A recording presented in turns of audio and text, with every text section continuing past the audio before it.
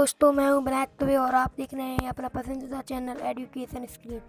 आज हम आपको बताएंगे दिल्ली सल्तनत का इतिहास पार्ट वन में आज हम जानेंगे गुलाम वंश का इतिहास एंड खिलजी वंश का इतिहास।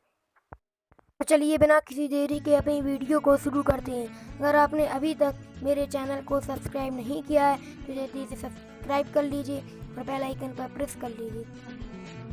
दिल्ली सल्तनत का इतिहास 1206 ईस्वी से 1526 ईस्वी तक पार्ट वन। तो दोस्तों, ये है दिल्ली सल्तनत के 5 राजवंश और उनकी काल अवधि। गुलाम राजवंश इस्लाम में समानता की संकल्पना और मुस्लिम परंपराएं दक्षिण एशिया के इतिहास में अपने चरम बिंदु पर पहुंच गईं जब गुलामों ने सुल्तान का दर्जा हासिल किया। गुलाम राजवंश ने लगभग 84 वर्षों तक इस उपमहाद्वीप पर शासन किया। यह प्रथम मुस्लिम राजवंश था जिसने भारत पर शासन किया। मोहम्मद गौरी का एक गुलाम कुतुब-उद-दीन ऐबक था। अपने मालिक की मृत्यु के बाद शासक बना और गुलाम राजवंश की स्थापना की। वह एक महान निर्माता था जिसने दिल्ली में कुतुब मीनार के नाम से विख्यात आश्चर्यजनक 238 फीट ऊंचे पत्थर के स्तंभ का निर्माण कराया। गुलाम राजवंश का अगला महत्वपूर्ण राजा शम्स-उद-दीन इल्तुतमिश था, जो कुतुब-उद-दीन ऐबक का गुलाम था।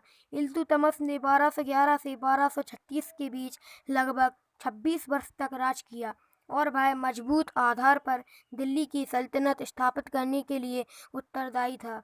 इल्तुतमिश की सक्षम बेटी रजिया बेगम अपनी और अंतिम मुस्लिम महिला थी जिसने दिल्ली के तख्त पर राज किया। वह बहादुरी से लड़ी किंतु अंत में पराजित होने पर उसे मार डाला गया।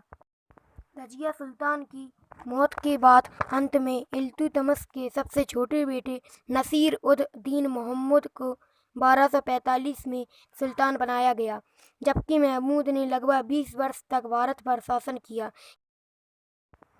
किंतु अपने पूरे कार्यकाल में उसकी मुख्य शक्ति उसके प्रधानमंत्री बलबन के हाथों में रही। महमूद की मौत होने पर बलबन ने सिंहासन पर कब्जा किया और दिल्ली पर राज किया। वर्ष 1266 से 1287 तक बलबन ने अपने कार्यकाल में साम्राज्य का प्रशासनिक ढांचा संगठित किया तथा इल्तुतमिश द्वारा शुरू किए गए कार्यों को पूरा किया। उसके बाद बलबन ने सत्ता संभाली। बलबन के बाद कैकूबाद ने सत्ता संभाली। नंबर 2, खिलजी राजवंश 1290 ईस्वी से 1320 ईस्वी तक। खिलजी राजवंश बलबन की मौत के बाद सल्तनत कमजोर हो गई और यहाँ कई बगावतें हुई। यही वह समय था जब राजाओं ने जलालुद्दीन खिलजी को राजगद्दी पर बिठाया। इससे खिलजी राजवंश की स्थापना आरंभ हुई।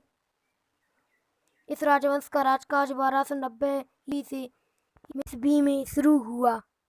अलाउद्दीन खिलजी, जो जलालुद्दीन खिलजी का भतीजा था, ने षड्यंत्र किया और सुल्तान जलालुद्दीन को मारकर 1296 में स्वयं सुल्तान बन बैठा।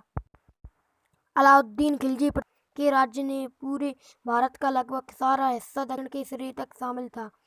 उसने कई लड़ाइयाँ लड़ी, गुजरात, रणथंभौर, चित्तौड़, मालवा और दक्षिण पर विजय पाई। उसके 20 वर्ष के शासनकाल में कई बार मुगलों ने देश पर आक्रमण किया, किंतु उन्हें सफलतापूर्वक पीछे खदेड़ दिया गया। इन आक्रमणों से अलाउद्दीन खिलजी ने स्वयं को तैयार रखने का सबक लिया और अपनी सशस्त्र सेना को संपुष्ट तथा संगठित किया। वर्ष 1316 AD में अलाउद्दीन की मौत हो गई और उसकी मौत के साथ खिलजी राजवंश समाप्त हो गया। तो दोस्तों, ये था दिल्ली सल्तनत में के गुलाम वंश और खिलजी वंश का संपूर्ण इतिहास पार्ट 1। पार्ट 2 में हम आपको बताएंगे तुगलक वंश और सैयद वंश और लोदी वंश का इतिहास। अगर आपने अभी तक मेरे चैनल को सब्सक्राइब नहीं किया है तो जल्दी से सब्सक्राइब कर लीजिए और बेल आइकन पर प्रेस कर दीजिए। लाइक शेयर जरूर कीजिए। मिलते हैं अगली वीडियो में।